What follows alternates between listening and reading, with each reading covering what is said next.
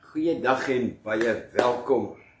Dit is Woensdag en dit is tyd vir Openbaring en ons is by die laaste brief, die 7de brief, die brief aan die Laodicense, die Laodicense brief. Het is Openbaring hoofstuk 3 vers 14 tot 22. Nou, vir agtergrond, Laodicense is vandag bekend as Latakia. Latakia, daar is hy. Ja. Latakia, Laodicense, laaste tyd, booms. En dis aan Syrië, deel van Turkye, maar laaste tyd bestaan vandag nog. Vandag lyk Laodicense of Latakia dan, lyk vandag so. Jy kan sien, dis een enorme groot stad daardie, met 'n paar miljoen mense wat daar bly. Hierdie was en is, en jy kan dit sien aan die foto, 'n ryk stad, en dit was daardie tyd en nog steeds 'n pasaangeer in die tekstielbedryf en vir wolklere, fancy mooi wolklere, duur wolklere. Daardie tyd was dit ook bekend vir die groot kenmerk van hulle was die swart wolklere wat hulle daar gemaak het. Laodicense was daardie tyd ook bekend vir warmwaterbronne wat intussen opgedroog het en oogsalf wat hulle uitgevoer het. Dus daarom verwys Johannes later in die brief na oogsalf, want dit is iets wat hulle daar het. Oogsalf, hulle het oogsalf om hulle oë beter te maak, maar hulle bly blind. Right. Dat ek sien, ek het nog ietsie hierso, ja, daarso is 'n foto in een van die tekstielfabrieke wat afgeneem is. Jy kan sien, daar is honderde van hierdie fabrieke en hulle is so ingeryg daarso, so boem, boem, boem teen mekaar en hulle werk.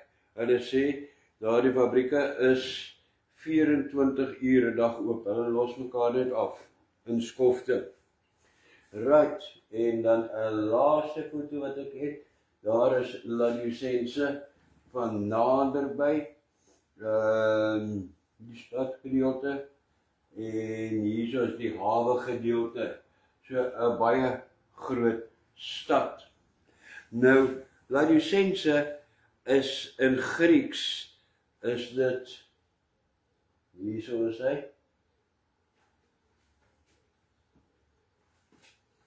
oepsie, Laodikia, en Laodikia beteken, kyk wat beteken dit, menseregte.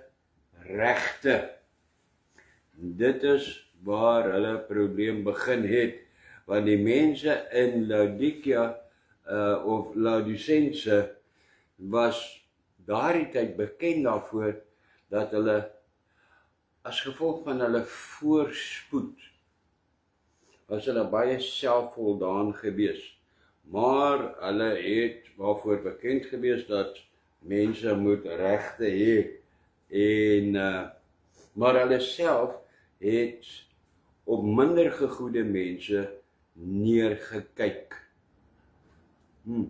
Nou ongelukkig het hierdie houding ook na die kerk oorgeloop van daardie tyd.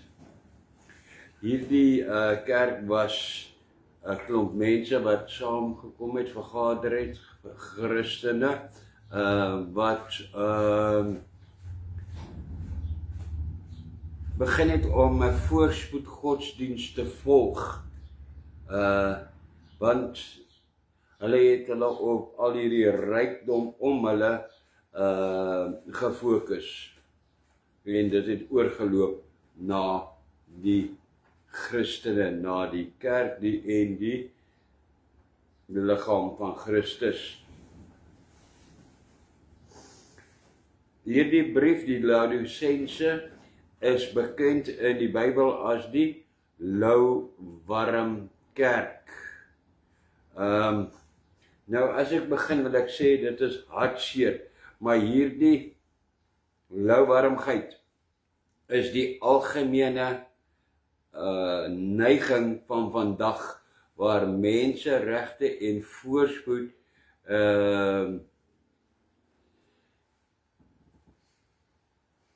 die wêreld en die kerk selfs regeer met 'n godsdienstige geur daarbey. Kom ons begin by vers 14 en sien wat staan daar. Daar staan geskrywe: En skryf aan die engel van die gemeente van Laodicense. Engel van die gemeente weet jy al by die 7de brief, dit is die leier of die prediker daarso. Nou sê die Here Jesus, dit sê die Amen, die getroue en waaragtige getuie, die begin van die skepping van God. Dit is definitief Jesus wat homself daarvoor stel, wie hy is, wie hy sê. Die Amen, omdat jy Amen was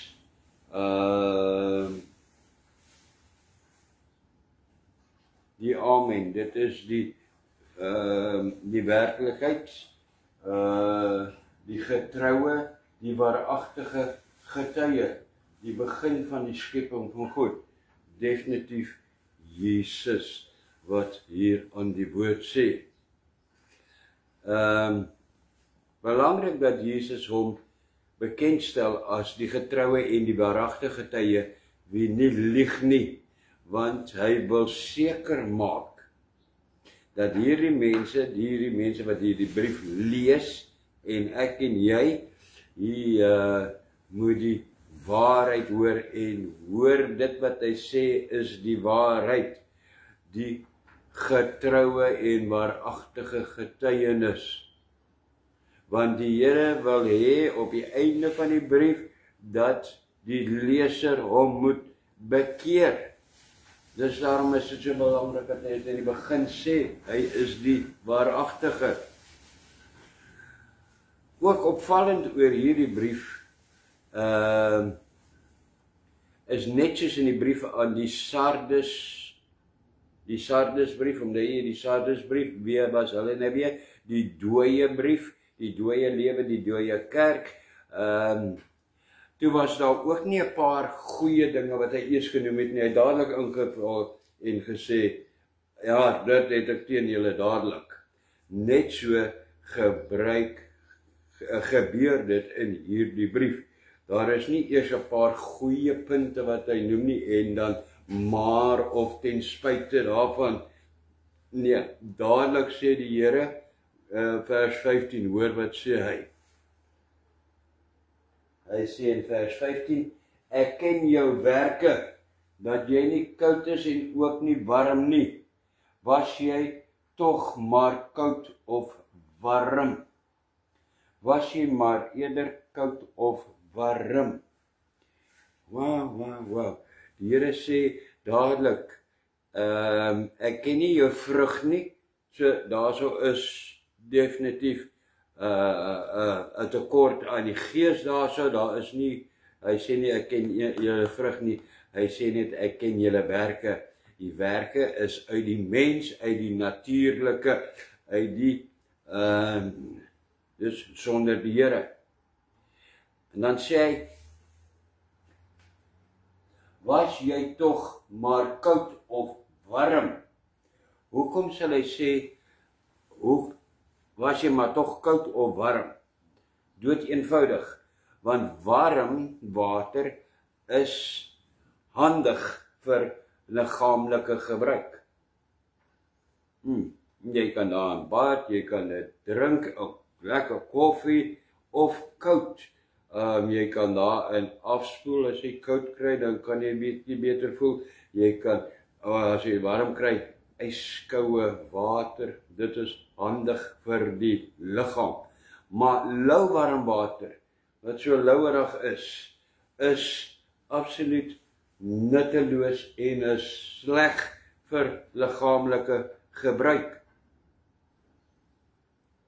Net so is die lauwarm lewe en karakter nutteloos vir die liggaam.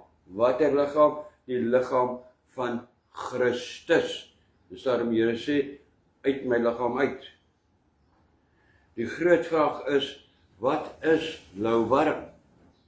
Nou, lauwarm is verbind heel eerste aan toewyding en aan heiligmaking. Die Here sê, julle toewyding en julle heiligmaking is nie koud nie, is ook nie warm nie. En die vrug van die Gees, dit is eerste daaraan gekoppel. Maar bovenal, bo dit alles, in die normale lewe, die lewe wat ons hier op die aarde voer, is dit hierdie persoon. Nou gaan ek jou voortoe neem, 'n wys van 'n persoon. Lauwarm is hierdie persoon. Sien jy hierdie persoon? Watter persoon is dit? Soos baie keer het ek gehoor dat die ou mense dit sê, ek hoor nie dat mense dit nou meer sê nie, maar hulle het baie gesê, hy is saam met die een voet in die wêreld en met die een voet in die Bybel, of in die kerk. Dit is lauwarm. Jy weet nie watter kant jy is nie. Jy is nie warm nie, dat jy al twee voete hier het nie, en jy is ook nie koud nie, dat jy al twee voete daar het nie. Jy het jou voet in albei kante. Dit is iemand wat vir Christus is, maar ook nie duidelik teen die sonde is nie. Dit maak jou lauwarm.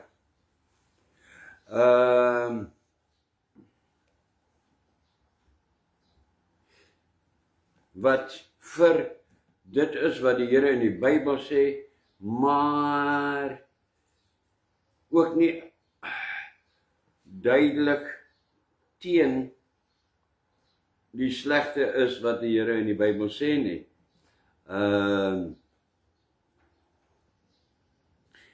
Wat nog nooit baie duidelik gereageer het of gewys het, dat hy, kom ons sê dit maar, teen homoseksualisme is nie, en ook nie teen hoerery is nie, en saambly nie.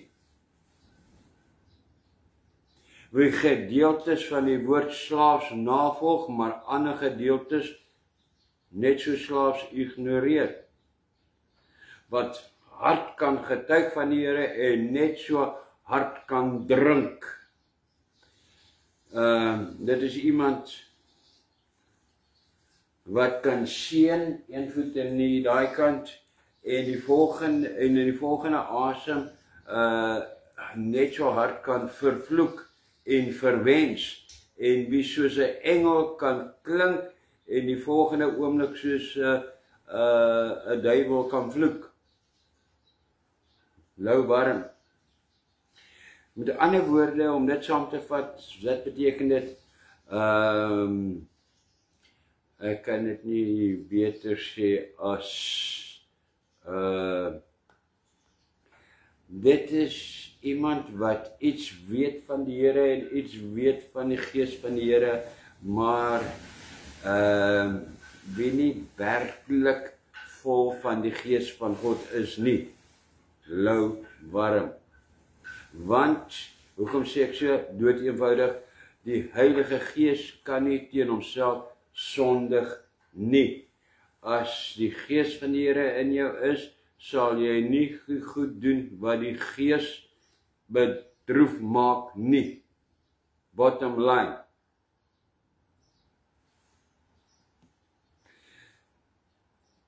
Want, hoekom? Want die Gees in jou kan net warm wees, en hy kan net baie warm wees, vuurwarm wees, so warm soos 'n tong van vuur. Wat is die algemene reaksie wanneer iets lauwarm is? tee of koffie of water en dit kom in die mond. Wat is die reaksie? Ek gee nou mooi wys. Dit is die reaksie. Kan jy daar so sien wat dit is, wat ek jou wys?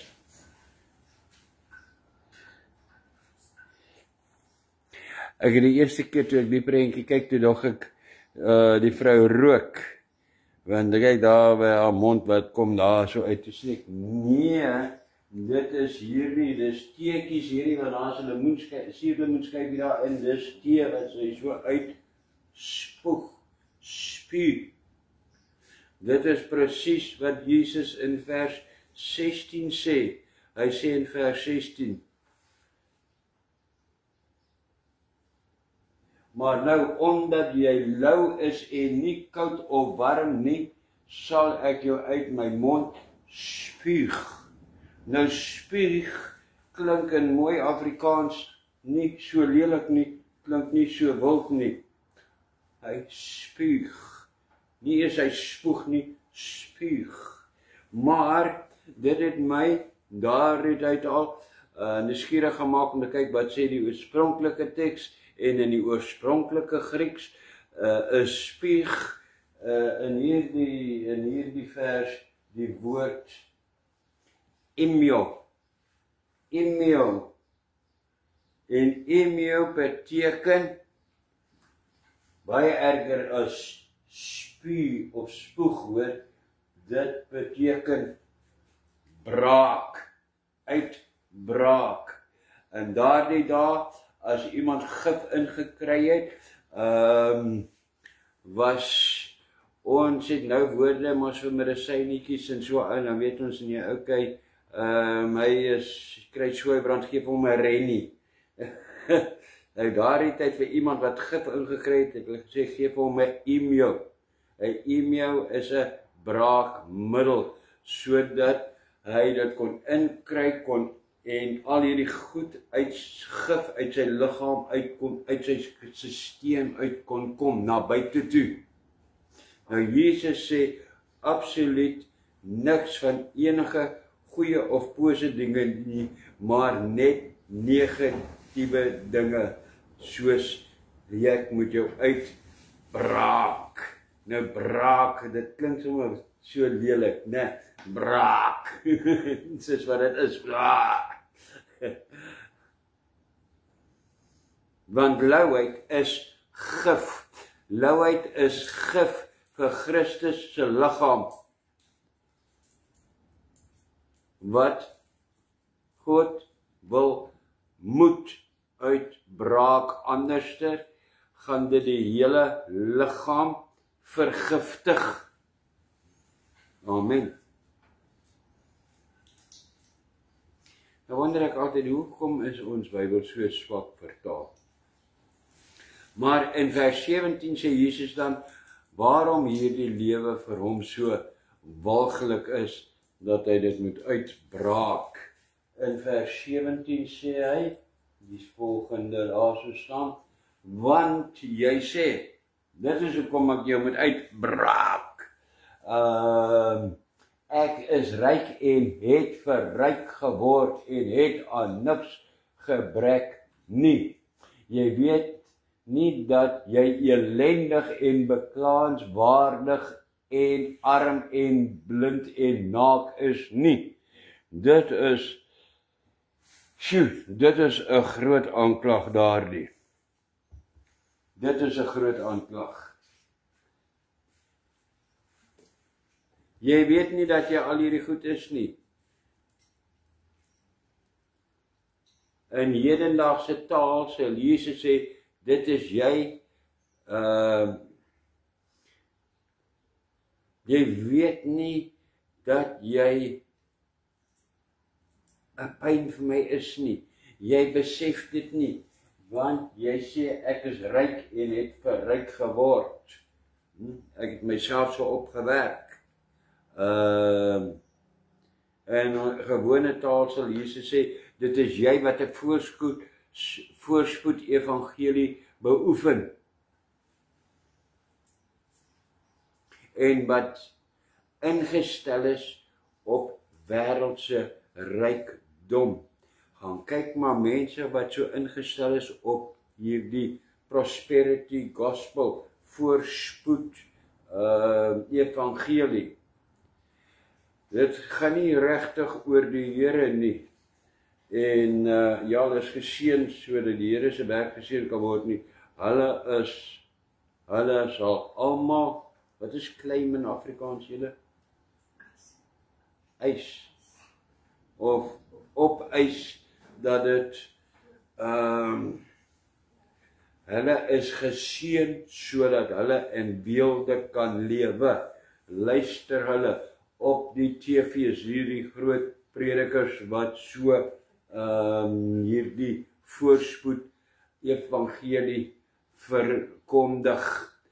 Hulle sit daarso en dan spog hulle, ek het hoeveel keer al gesien, hulle spog met dit wat hulle het, hulle spog met die huise, en dan kan hulle die bedrae noem, hulle kan spog met die karre wat hulle het, met die vliegtuie wat hulle het, dit gaan net oor spog, dit gaan net oor wêreldse voorspoed.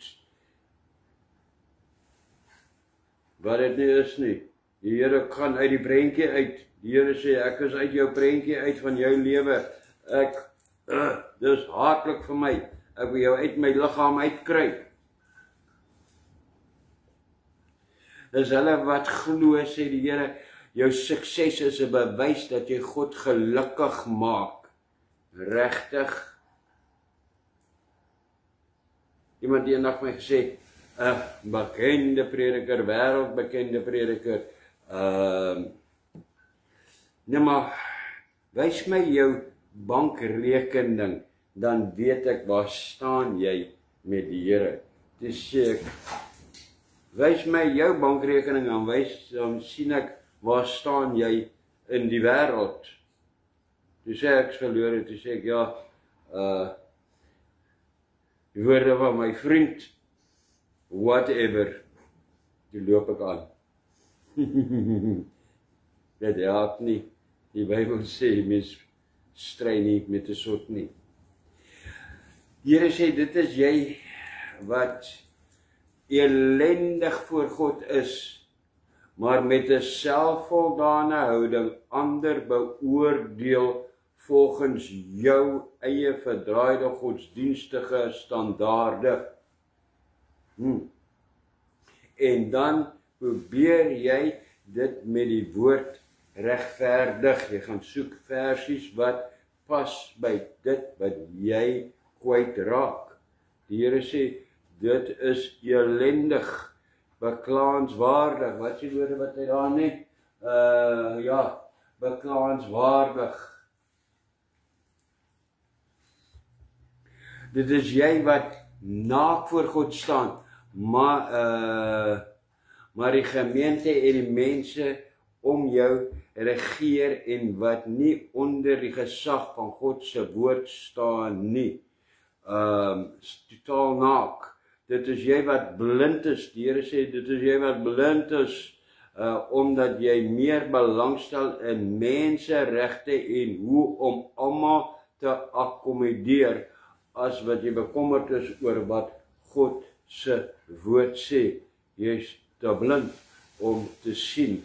Here, dit wat ek verkondig is 'n leuen. Te blind om te sien, jy stuur die mense op 'n hoë weg na die hel.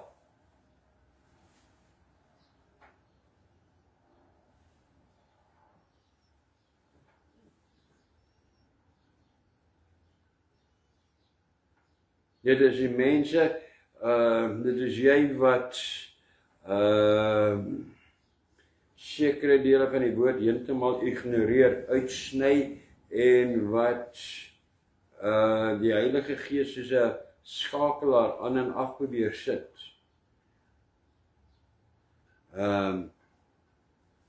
En jy doen dit omdat jy geen wêreldling ongemaklik in jou teenwoordigheid wil laat voel nie. Het maak nie saak hoe verlore hulle is nie, hulle moet net nie ongemaklik in my teenwoordigheid wees nie. En dan kyk hierso, dit is waar dit die woord gebruik vir jou verkeerd, want die Here is liefde, hulle moet die Here se liefde sien.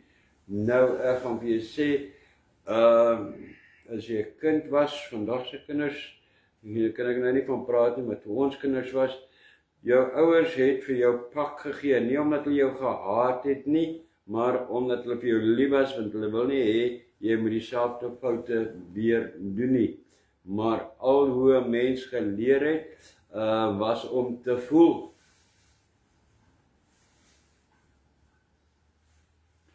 En hier is die Here se, ek moet dit regtig sê, die Here se waarskuwing aan veral ons mense wat onsself Pinkstermense noem.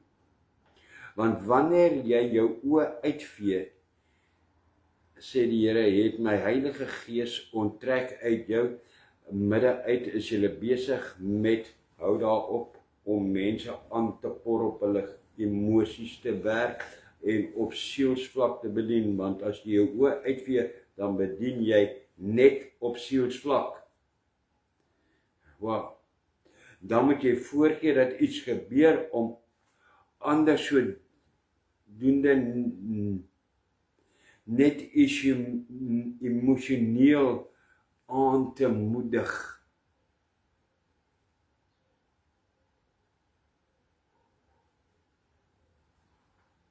Moenie, die Here sê nee, moenie ander goed probeer as wat die Heilige Gees self doen nie. Moenie die spreek van tale en die uitleg daarvan verwaarloos nie. Moenie die Heilige Gees se vloei beperk nie.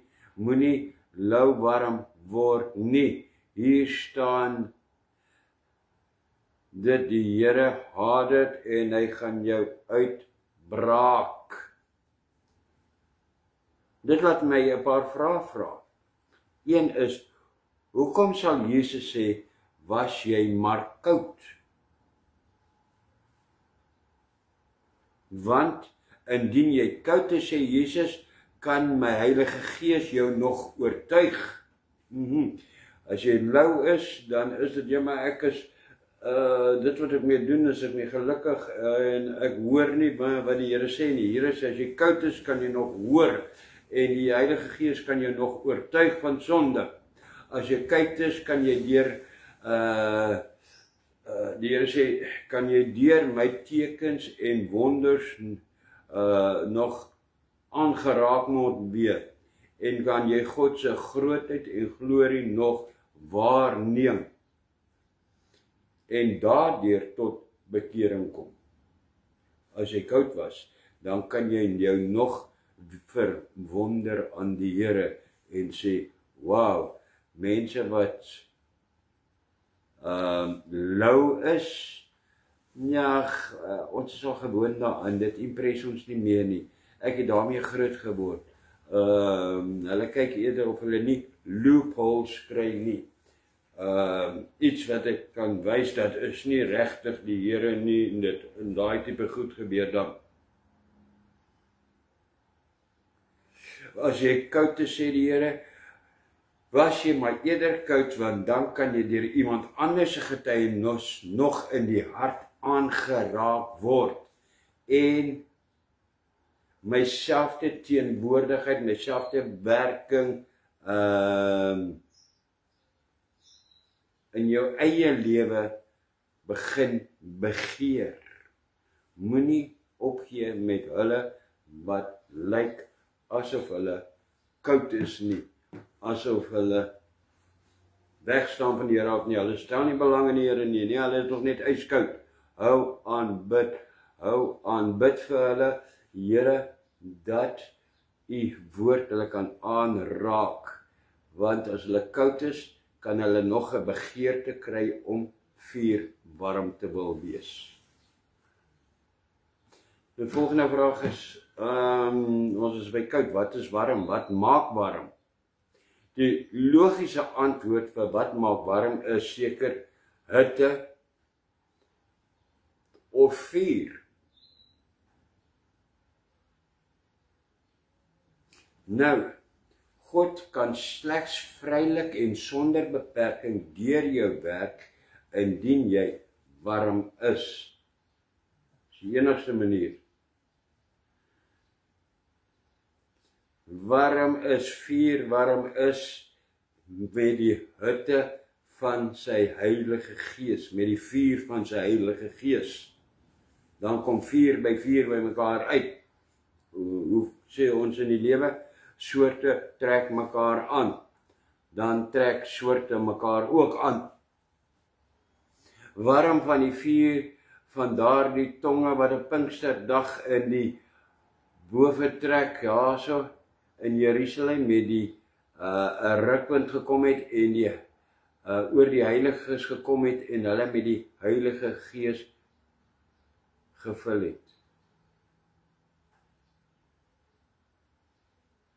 Warm van die vrug van die Heilige Gees, warm van die liefde, van blydskap, vrede, lankmoedigheid, vriendelikheid, goedheid, getrouheid, sagmoedigheid en selfbeheersing. Dan sal hy, Jesus, jou nie net in sy mond hou nie, maar ook in sy hand hou en jou beskerm en jou versorg en jou seën in sy teenwoordigheid.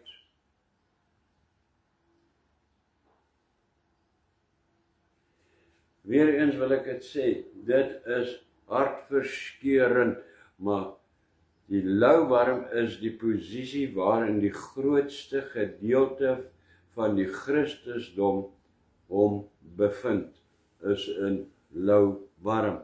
Ons is nie, ons is so, jy kry meer mense wat lauwarm is. Ons glo daarom in die Here, maar ek glo daarom in die Here, maar ek aanbid nie die Here soos wat ek moet nie, ek volg hom nie soos wat die Here wil hê ek moet nie. Die grootste gedeelte is ook omdat hulle lou is hulle naak, want hulle hoor die woord van God dag na dag. Hulle lees elke oggend 'n ou versie gou afgerammel in die Bybel en hulle kom gereeld in byeenkomste, maar hulle bly naak. As hulle nie naak gebly het nie, sou hulle beklee het met dit wat die Here vir hulle sê, met daardie woord van hom. En hulle bly blind, want hulle bevraagteken die manifestasies van die Heilige Gees en is altyd, maar altyd op die uitkyk om te bewys dat die werking van die Heilige Gees deur ander, om te kyk of dit eg is, om te bewys dat dit nie eg is nie, dat dit nie werklik is nie en dat dit nie opreg is nie. God sê, dit is blind. En die Here sê, as jy so optree, is jy eintlik besig om my, die almagtige God, die allerhoogste Elohim, te bevraagteken. En is jy besig om te probeer te bewys dat ek nie werklik eg of opreg is nie. Nie daardie persoon nie, maar my werking. Wow. Die Here sê, moenie jy, en ek gaan nou goeie Afrikaans praat, wat vir jy al mooi verstaan. Die Here sê, moenie jy worry oor wat is eg en werklik en opreg nie. Ek sal self eendag dit oordeel. Moenie jy daaroor worry nou nie. Ek weet wat eg en reg en opreg is. Die Here sê, en ek sal dit eendag oordeel. Die Here sê, arm, brandarm, want getuienisse, tekens, die woord, openbaringe, wonders, niks beïndruk jou meer nie. Jy hoor dit en dit is meer soos in, wow, okay, dankie, nou het ek kennis, nou kan ek saam met iemand praat, maar dit doen self aan jou niks nie. Here sê, jy word arm wanneer jy sy woord niks aan jou doen nie, en jou nie beïndruk nie, want jy is besig om jouself te beïndruk en om, julle is besig om mekaar te beïndruk. Beklaanswaardig is die ander woord daarso, want julle gebruik net God se naam om 'n organisasie of 'n gemeente of 'n kerk of wat ook al te kan bly, want as julle nie my naam gebruik nie, sal julle nie meer erken word as dit nie. Maar eintlik gebruik julle net my naam, want julle het my nie werklik in julle lewens nodig nie, want wat het hy daar gesê? Ek is ryk en ek het verryk geword. Ons het nie die Here nodig nie. Ons demand dat die Here moet. En dit is waar hierdie prediking inkom en ek kan die fits kry as ek dit hoor. Sê vir die Here, Here, jy moet, want jou woord sê, nee, die Here moet niks nie. Hoor dit vandag. Sit daai salf in jou oë dat jy kan sien. Die Here moet niks nie. Alles van die Here is genade. Dit is hierdie voorspoed godsdiens wat kom met Here, jy moet. Nee, daar's 'n groot verskil tussen verwagting en vir die Here te probeer voorsê van hy moet. Amen.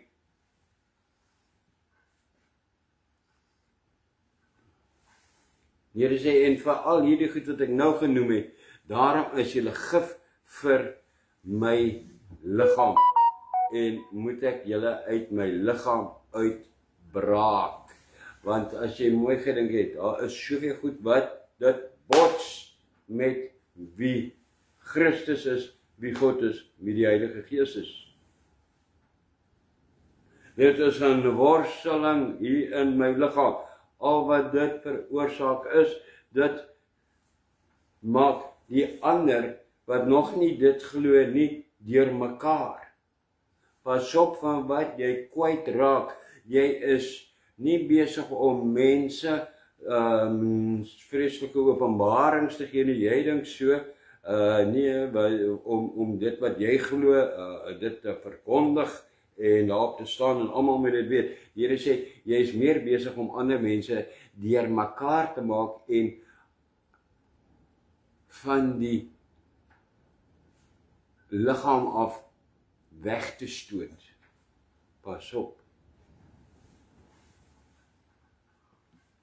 Jy is besig om, wat is 'n mooi Afrikaans woord, om hulle te ontmoedig en jy blokkeer groei in ander gelowiges.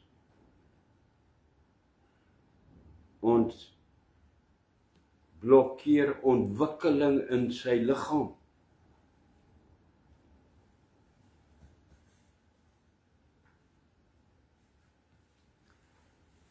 En die Here sê, dit is gif vir my gestel, en dit moet uit my liggaam uit.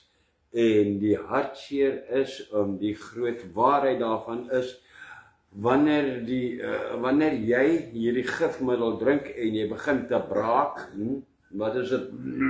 Waar is dit? Dis nie hier, boms, hier bo op die tafel nie. Dit is, jy gaan daar, waar in harte van ons almal, badkamer toe. Dan druk jy 'n ander liewertjie, dan hoor jy, het maak so, en daar gaan dit weg. Net so wat gebruik. Die Here sê, ek braak jou uit in die hel in. Dit is die groot jammerte en die groot waarheid van lou warmte. Jy gaan in die hel uitgebraak word.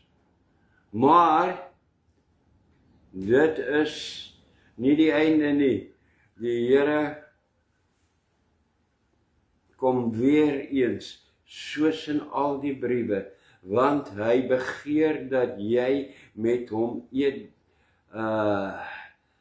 dat jy met hom moet wees, dat jy gered moet wees, dat jy geseën moet wees. Nou kom hy in vers 18 en hy rig nog steeds weer 'n uitnodiging. Hy sê,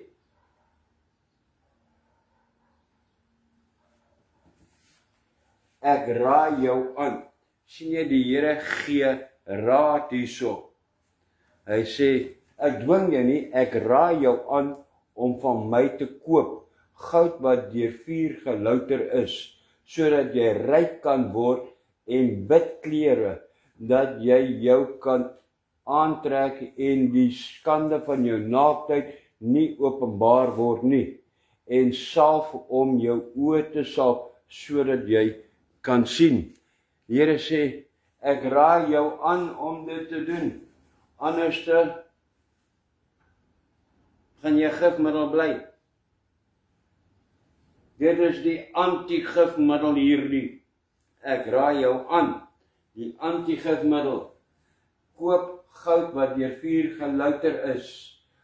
Trek jy wit klere aan. Kry vir jou oogsalf. Dit is wat die Here sê. En weet jy, dis nie net hier in Openbaring wat die Here dit doen nie. God doen dit al eeue lank. Hy het in Jesaja 55 vers 1 het hy gesê, dit is 'n hele rukkie terug, en voor hierdie wat Johannes die geskryf het hy gesê, o almal wat dors het, kom na die waters, en wie geen geld het nie, kom koop en eet. Ja, kom koop sonder geld en sonder prys. Amen. Prys die Here. Hy doen dit al eeue lank. So, wanneer Jesus hierso sê, kom koop goud wat deur vuur gelouter is, sodat jy ryk kan word, en wit klere, dat jy wat jy kan aantrek, en die skande van jou naaktheid nie geopenbaar word nie, en salf om jou oë te salf, sodat jy kan sien, dan sê Jesus, ek raai jou aan. Wat beteken daai 3 goed? Kom belê jou lewe in goddelike dinge. Kom belê jou lewe in ware redding, en wend jou tot die genade van God. Verniet, sonder prys, sonder geld. Verniet, wend jou tot die genade van God. Jesaja 55 vers 1, 2 Korintiërs 5 vers 3. Dit is wat die Here daar sê. Ek kan baie storieetjies vir jou vertel oor hierdie wat ek dink wat dit beteken of wat ook al. Dit kom daarop neer. Die Here sê, kom belê jou lewe in my, in ware redding, en wend jou tot die genade van God. Want dit is die genade van God, om te kan koop sonder geld en sonder prys. Wat te koop? Die redding in die bloed. Jy kan dit nie koop nie, maar dit raak joune met weergeboorte, soos wanneer jy iets gekoop het, dan is dit joune. Amen. Amen. Vers 19, 19, 20, 22, nog 4 versies. Almal wat ek liefhet, bestraf en tugtig ek, wees dan ywerig en bekeer jou. Almal wie ek liefhet, bestraf en tugtig ek. En dan kry jy mense wat net vertel, hulle praat net, en die Here is liefde, en hy is net liefde, en hy tugtig niemand nie, en bla bla bla, en ek weet nie wat alles nie. Maar ek gaan vir jou sê, een van die hoofredes hoekom hierdie wêreld en hierdie chaotiese toestand is waarin dit verkeer, is omdat daar nie meer gestraf word nie, omdat daar nie meer getuigtig word nie, omdat daar nie in kerke meer tug is nie. Nee, dit is verkeerd, hoor nou hierdie ene, hoe val hy terug? Nee, dit is nie wat ek sê, dat ek terugval nie. Die Here sê dit, ek tugtig en bestraf, omdat ek lief het. Die kerk is hierdie sirkus vandag al, want niemand word getugtig nie, niemand word enige iets nie, almal kan doen in die kerk wat hulle wil, die prediker kan doen wat hy wil, en dit hoer en ramoer en dit gaan te kere in daai kerke, baie van ons kerke, dat dit 'n skande is, omdat daar nie tugtiging is nie. Dit is wat hier staan.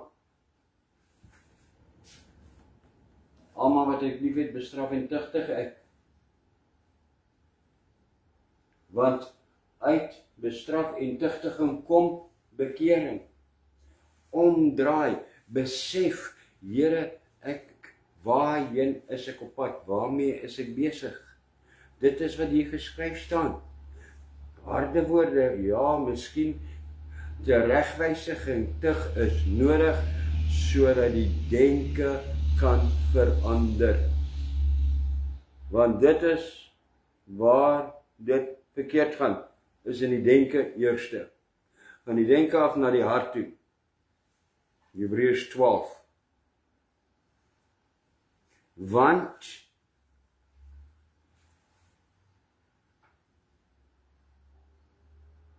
die tugtiging in die Here, vers 20. Want, kyk, ek staan by die deur en ek klop. Ekskuus. As iemand my stem hoor en die deur oopmaak, sal ek ingaan na hom toe en saam met hom maaltyd hou en hy met my. Amen. Kijk, wat beteken dit? Want dit klink amper vreemd as die Here Jesus sê, hy klop. Hy klop, nou klop is dit. Dit is klop. Maar hy sê, ek klop as iemand my stem hoor. Nou, ek het geen stem gehoor nou hier nie. Ek het net 'n klop gehoor. Hoekom sê hy, as iemand my stem hoor, sal hy en oopmaak, sal hy ingaan. Nou ek wil dit vir jou verduidelik met prentjies ook. En ek glo dat dit hierdie prentjies, ek vra in Jesus naam, die Here, gee vir ons die openbaring, maak hierdie prentjies vas in ons harte, in Jesus naam. Kom ek begin. Met weergeboorte het jy gereageer op die Heilige Gees. Wat gedoen het? Jou oortuig het van jou verlorenheid en van sonde. Amen. Hoe het die Heilige Gees jou oortuig? Nou, die teologiese regte antwoord sal wees, God het tot jou hart gespreek.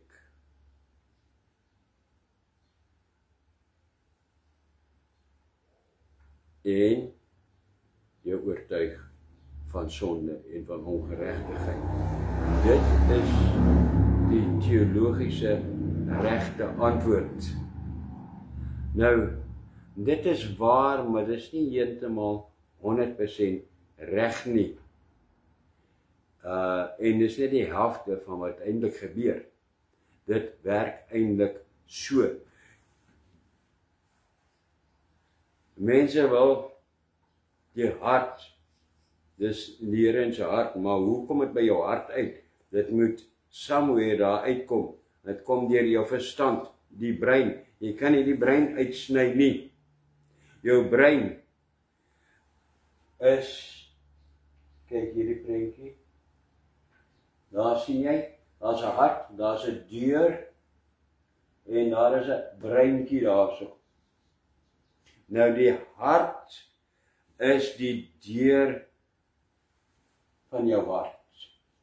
Nee, wat het ek nou gesê, die hart is die deur van jou hart? Nee, die brein is die deur van jou hart. Kyk daai breintjie, kyk, kan jy sien op daardie, ek weet nie of jy dit kan sien op hierdie distansie nie. As jy mooi inzoom op die oë van daai twee oogies wat daai brein het, hulle lê hang so op twee sulke streepies, lyk soos 'n petshop slangetjie wat in die son lê, 'n bak. Heel tevrede, sien jy, wat hulle hang so. Die Here praat na jou hart toe deur jou brein, want eerste hoor jy dit. Aha, baie belangrik. Dan klop God, wat is klop? Is praat. Dan praat God of klop met sy woord. So wie hoor dit eerste? Jou hart of jou brein? Eerste tot jou brein, jou verstand.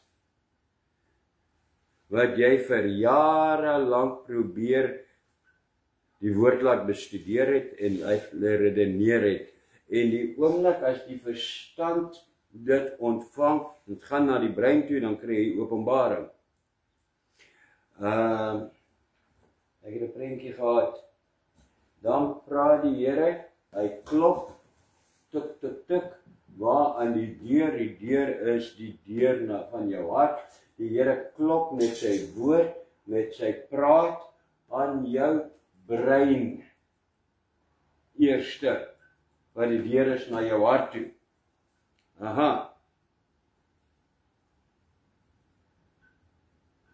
En hy klop totdat jou brein nie die woorde nie, maar die stem van die Heilige Gees in die klop hoor.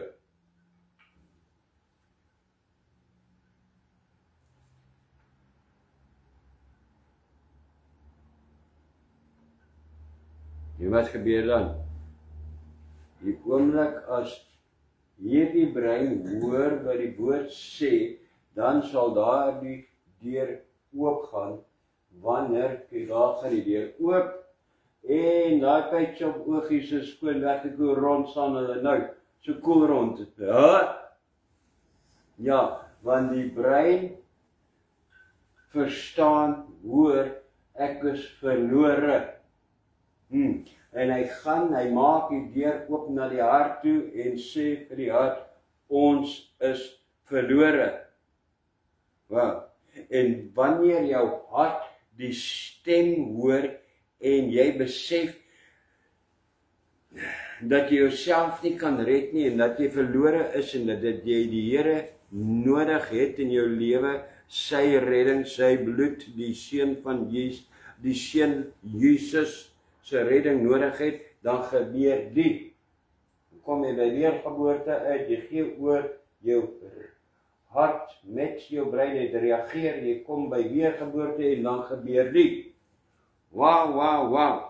Nou sien julle, daar is die breintjie is nou weg. Want die oomblik toe ek by weergeboorte kom, toe beweeg die Heilige Gees in my hart in. Toe is hy die deur na my hart toe, nie my verstand wat alles wil uitfigure wat die Here sê nie. En so, van toe af praat God met sy woord direk deur sy Heilige Gees direk in jou hart. Amen. Dit is wat gebeur. Dit is wat daardie teks sê. Ek klop en as jy my stem hoor, want hy klop met hierdie woord van hom. As jy sy stem hoor, dit wat in die woord is, en die breintjie ontvang dit, en hy sê, laat ek in die pad uitkom, want ek is verlore, dan gaan die deur oop. Amen. So het ek probeer om dit vir jou in prentjies uit te druk.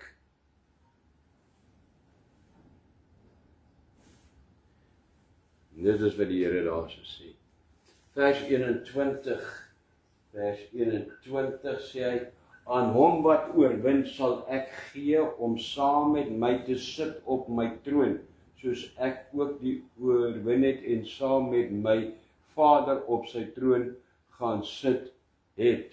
Amen. Dit is die beloning. Hierdie beloning sê niks van regeer nie. Ek hoor so baie mense hoe hulle nie kan wag om dood te gaan of om hemel toe te gaan nie, of dat die Here ons kan kom haal nie, want daar gaan ons saam met die Here regeer.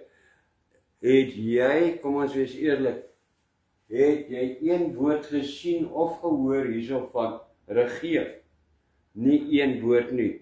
Al wat daar so staan is, saam met my te sit op my troon. Jy gaan net sit saam met die Here op sy troon. Hy wat oorwin, wat die ewige dood oorwin en die sonde oorwin. Hy wat die ewige lewe ontvang. Soos ek, die Here sê iewers hierso, soos ek, ook oorwin het. Hy het ook die dood, die ewige dood oorwin, wat soos hy opgewek is uit die dood is, weergebore is, en die ewige dood oorwin het met sy gees, die Heilige Gees in jou, sal saam met die Here op sy troon sit, en net soos hy saam met die Vader gesit het. Wow. Hierdie is niks anders, dit is nie regeer nie, dit is alles gaan net oor oorwinning. Oor niks anders te nie. En dan sê hy daarso, en saam met my maaltyd hou. Wat 'n maaltyd is dit?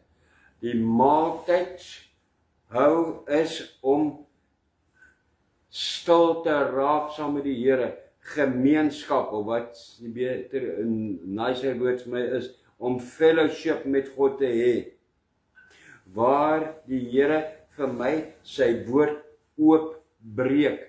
Dit is maaltyd saam met die Here hê, om in gemeenskap en fellowship met die Here in sy woord met hom om te gaan, en hy breek sy woord oop, soos 'n brood wat hy breek, toe hy aan die nagmaaltafel gesit het, die instelling van die nagmaal, en hy het die brood aangegee vir hulle om te eet. So is dit, die woord, die Bybel, hy vat dit en hy breek hom oop, en stukkie vir stukkie, die openbaringe gee hy vir jou om te eet. Amen. Nou vra die Here 'n paar vragies hierso op die einde. Die Here sê,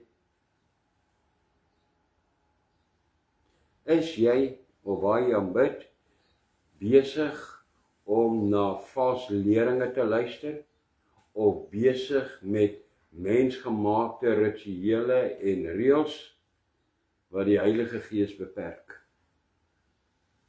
Aanvaar jy die egverbinding tussen twee persone van dieselfde geslag?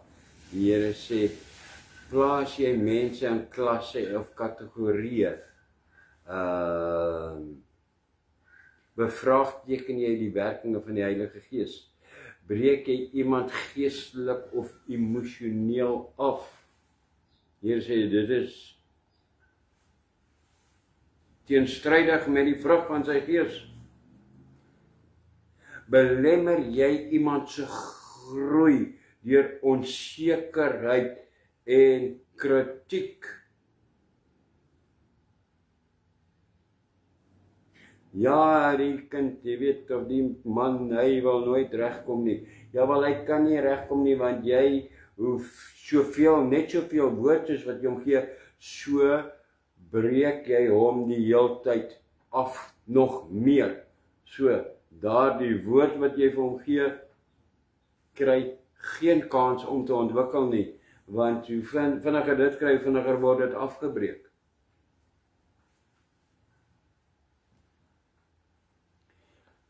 Here sê, as jy besig met sulke goed is, dan sê hy in vers 22 die volgende. Daar sê hy, prys die Here, dankie Here vir hierdie, dat hy elke brief so eindig. Wie 'n oor het, laat hom hoor wat die Gees aan die gemeente sê. En die Gees het nou vir amper, is dit al 'n uur, ja, vir 'n uur, het die Gees gesê, bekeer jou en volhard en aanvaar my koningskap en my priesterskap nou in jou lewe. Sodat jy, daai vers is klaar weg, sodat jy saam met my kan eet, saam met jou kan vang, saam met my op my troon kan sit, die ewige lewe kan kry. Dit is wat die Here sê, bekeer jou, gee jou lewe oor, erken, Here, ek probeer so hard om godsdienstig te wees, maar hierdie godsdienstigheid werk nie. As ek sien, dan doen ek meer afbreek as wat dit opbouend is. Red my, laat ek omdraai, laat ek hierdie goed stop. Here, vat my fokus weg van hierdie wêreldse rykdomme, van die wêreldse goed af. Draai my om vandag. Ek gee jou die reg. Ek wil bekeer. Want, nie omdat ek bang is vir die hel nie, maar omdat ek u wil sien. En om te dink, ek kan u vir ewig en altyd sien. Here, dit is my begeerte, om u in u grootheid en u majesteit te sien. Amen. Dan sê die Here, kom, dan is jy op die regte plek, hier op 'n woensdagmiddag. Die Here sê, dan bring dit voor my. En ek gaan 'n kort gebed doen, dat jy aan die Here kan oorgee, en jy net na daai punt te vat. Daarna moet jy self daarmee volhard, self in die woord kom, en self gemeenskap met die Here hê, en self openbaringe kry van die Here. Jy moet self verder ontwikkel. Amen. So kom ons doen dit. Dis jou keuse en jy is onder geen dwang nie. Die Here het gespreek, en as jy ore het, sê die Here, laat hom hoor wat die Gees aan die gemeente sê. Here, ek het ore en ek het gehoor wat u sê. Ek wil reageer daarop. Right. Oogies toe. En groot ook toe. Dankie Here. Vader, ons kom in die wonderlike naam van Jesus na u toe. Ons dankie Here, dat ons in u genade deur hierdie briewe kon kom, en Here, vir die besef dat hierdie briewe is 7 lewenstyle van hulle wat gered is. Dankie ook vir vandag, Here, as ons luister na wat u gesê het, moet ons erken, Here, moet ek erken, jy begin nou met die Here te praat. Sê, Here, ek erken in die naam van Jesus, dat daar 'n paar lou, warm dinge in my lewe is. Ek wil dit self uitspief vandag. Ek wil dit uitbraak uit hierdie liggaam van u. Here, help my, laat ek dit nou uitbraak voordat U my in 'n geheel uitbraak.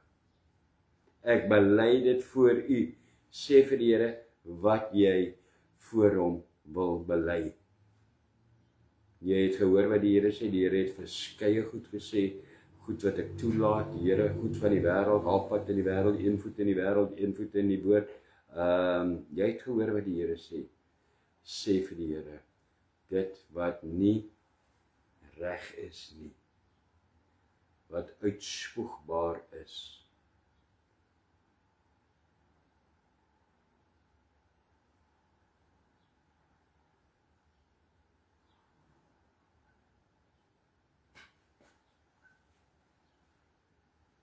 Right, kan ons aangaan? Kom ons gaan dan aan. Vader, was my nou skoon met U bloed. Vergewe my in Jesus naam. Reinig my en Here, red my van myself. Ek draai vandag die rug op dit alles wat lou maak. Kom met U Gees, met die hitte en die vuur van die Gees, en lei my, Here, tot groter vuur in Jesus naam. Amen. Amen en prys die Here. Halleluja. Tot groter vuur.